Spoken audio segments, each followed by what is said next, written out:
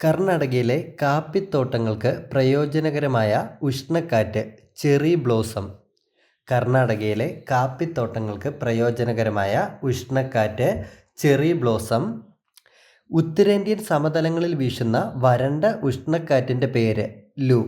ഉത്തരേന്ത്യൻ സമതലങ്ങളിൽ വീശുന്ന വരണ്ട ഉഷ്ണക്കാറ്റിൻ്റെ പേര് ലു. തെക്ക് പടിഞ്ഞാറ് ദിശയിൽ വീശുന്ന മൺസൂൺ കാറ്റിൻ്റെ ഇന്ത്യൻ ഉപദ്വീപ് രണ്ട് ശാഖകളായി വേർതിരിക്കുന്നു. അറബിക്കടൽ ശാഖ, ബംഗാൾ ഉൾക്കടൽ ശാഖ. ഉഷ്ണകാലത്ത് വീശുന്ന പ്രാദേശിക വാദങ്ങൾ. ഉഷ്ണകാലത്ത് വീശുന്ന പ്രാദേശിക വാദങ്ങൾ. നോർവെസ്റ്റർ പഞ്ചാബ്. നോർവെസ്റ്റർ പഞ്ചാബ്. ലു ഉത്തർപ്രദേശ്. ലു ഉത്തർപ്രദേശ്. കാൽ ബൈശാഖി പശ്ചിമ ബംഗാൾ. കാൽ ബൈശാഖി പശ്ചിമ ബംഗാൾ. ബാർദിയോ ചില Assam. Mango shower Keralam Karnataka. Mango shower Keralam Karnataka. ശൈത്യകാലത്ത് ഉത്തര മഹാസമതലത്തിലെ റാബി വിളകൾക്ക് പ്രയോജനകരമായ ശൈത്യകാല മഴയ്ക്ക് കാരണം പശ്ചിമ അസ്വസ്ഥത. ശൈത്യകാലത്ത് ഉത്തര മഹാസമതലത്തിലെ റാബി വിളകൾക്ക് പ്രയോജനകരമായ ശൈത്യകാല മഴയ്ക്ക് കാരണം പശ്ചിമ അസ്വസ്ഥത. ഇന്ത്യയിൽ ശൈത്യകാലം അനുഭവപ്പെടുന്നത് ഡിസംബർ മുതൽ ഫെബ്രുവരി വരെ. ഇന്ത്യയിൽ ഏറ്റവും തണുപ്പ് അനുഭവപ്പെടുന്ന മാസം ജനുവരി. ഇന്ത്യയിൽ ഏറ്റവും തണുപ്പ് അനുഭവപ്പെടുന്ന മാസം ജനുവരി.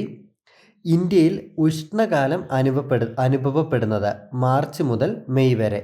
ഇന്ത്യയിൽ ഉഷ്ണകാലം അനുഭവപ്പെടുന്നത് മാർച്ച് ടു മെയ്. ഇന്ത്യയിൽ തെക്ക് പടിഞ്ഞാറ് മൺസൂൺ കാലം അനുഭവപ്പെടുന്നത് ജൂൺ മുതൽ സെപ്റ്റംബർ വരെ. ഇന്ത്യയിൽ തെക്ക് പടിഞ്ഞാറൻ മൺസൂൺ കാലം അനുഭവപ്പെടുന്നത് ജൂൺ മുതൽ സെപ്റ്റംബർ. ഇന്ത്യയിൽ വടക്ക് കിഴക്കൻ മൺസൂൺ കാലം അനുഭവപ്പെടുന്നത് ഒക്ടോബർ ടു നവംബർ. ഇന്ത്യയിൽ വടക്ക് കിഴക്കൻ മൺസൂൺ കാലം അനുഭവപ്പെടുന്നത് ഒക്ടോബർ നവംബർ.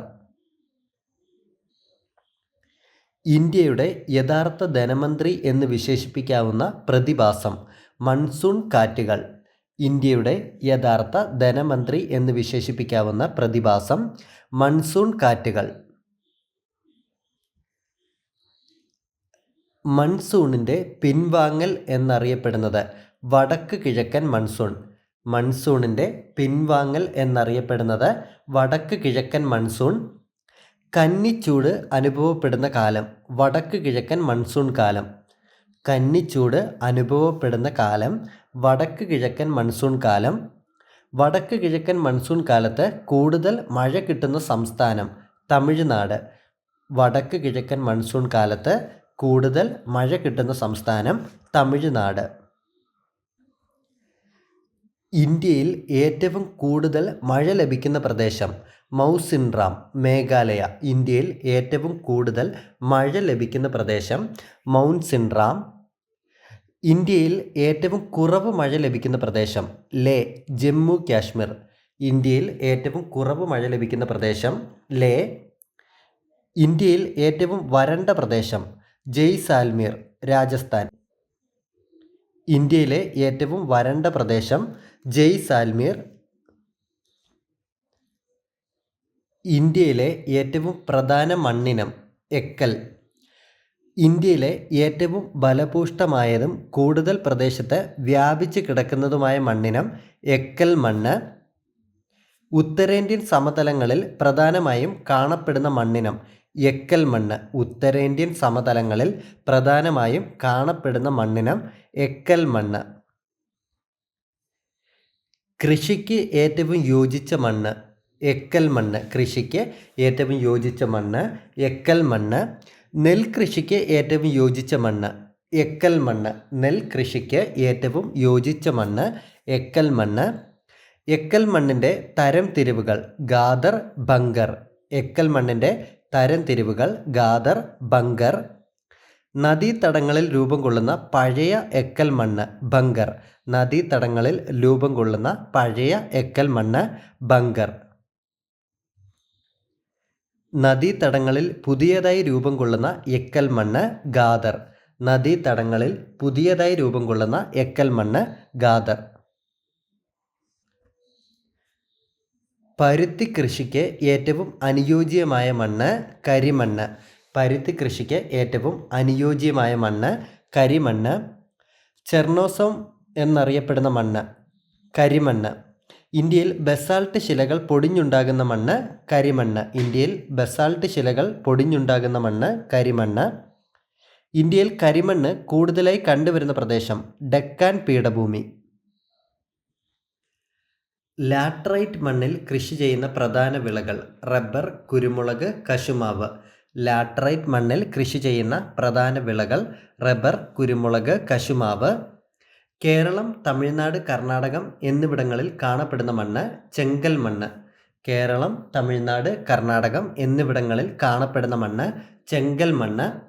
ലാറ്ററൈറ്റിന് ചുവപ്പ് നിറം നൽകുന്നത് അയൺ ഓക്സൈഡ്. ലാറ്ററൈറ്റിന് ചുവപ്പ് നിറം നൽകുന്നത് അയൺ ഓക്സൈഡ്.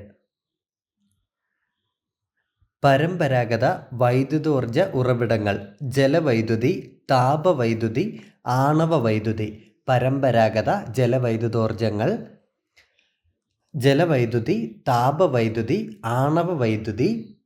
പാരമ്പര്യേതര വൈദ്യുതോർജ ഉറവിടങ്ങൾ സൗരോർജം, കാറ്റിൽ നിന്നുള്ള വൈദ്യുതി, തിരമാലയിൽ നിന്നുള്ള വൈദ്യുതി, ഗെയ്സറുകൾ, ബയോഗ്യാസ്.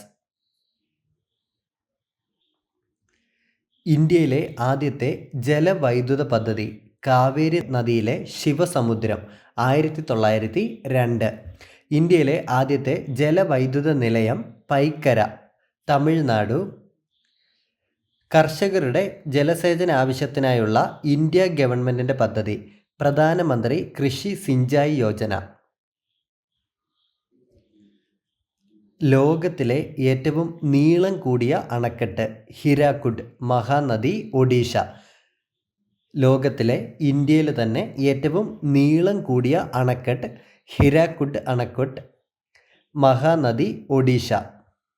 ഇന്ത്യയിലെ ഏറ്റവും ഉയരം കൂടിയ അണക്കെട്ട് ഇന്ത്യയിലെ ഏറ്റവും ഉയരം കൂടിയ അണക്കെട്ട് തെഹിരി അണക്കെട്ട്, ഭഗീരഥി നദി, ഉത്തരാഖണ്ഡ്. ഇന്ത്യയിലെ ഏറ്റവും ഉയരം കൂടിയ അണക്കെട്ട് തെഹിരി അണക്കെട്ട്. ഇന്ത്യയിലെ ഏറ്റവും നീളം കൂടിയ അണക്കെട്ട് ഹിരാക്കുഡ്.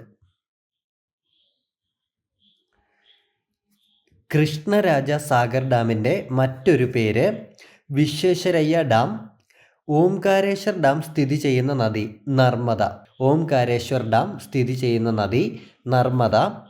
കുഴൽ കിണറുകൾ ജലസേചന ആവശ്യത്തിനായി ഏറ്റവും കൂടുതൽ ഉപയോഗിക്കുന്ന സംസ്ഥാനം ഉത്തർപ്രദേശ്. ഇന്ദിരാഗാന്ധി കനാൽ. ഇന്ത്യയിലെ ഏറ്റവും വലിയ കനാൽ പദ്ധതി ഇന്ദിരാഗാന്ധി കനാൽ. ഇന്ത്യയിലെ ഏറ്റവും വലിയ കനാൽ പദ്ധതി ഇന്ദിരാഗാന്ധി കനാൽ. ഇന്ദിരാഗാന്ധി കനാലിൻ്റെ പഴയ പേര് രാജസ്ഥാൻ കനാൽ. ഇന്ദിരാഗാന്ധി കനാൽ നിർമ്മാണം ആരംഭിച്ചത് 1958. രാജസ്ഥാൻ്റെ വടക്കു പടിഞ്ഞാറൻ പ്രദേശങ്ങളിൽ ജലസേചനം ലഭ്യമാക്കാൻ വേണ്ടി നിർമ്മിച്ച പദ്ധതി ഇന്ദിരാഗാന്ധി കനാൽ പ്രോജക്റ്റ്. ഇന്ദിരാഗാന്ധി കനാലിലേക്ക് വെള്ളം കൊണ്ടുവരുന്ന നദി സത്ലജ്.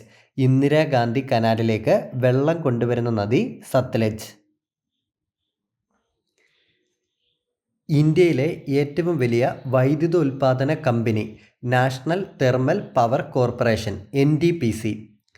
NTPC നിലവിൽ വന്ന വർഷം 1975. NTPC നിലവിൽ വന്ന വർഷം 1975.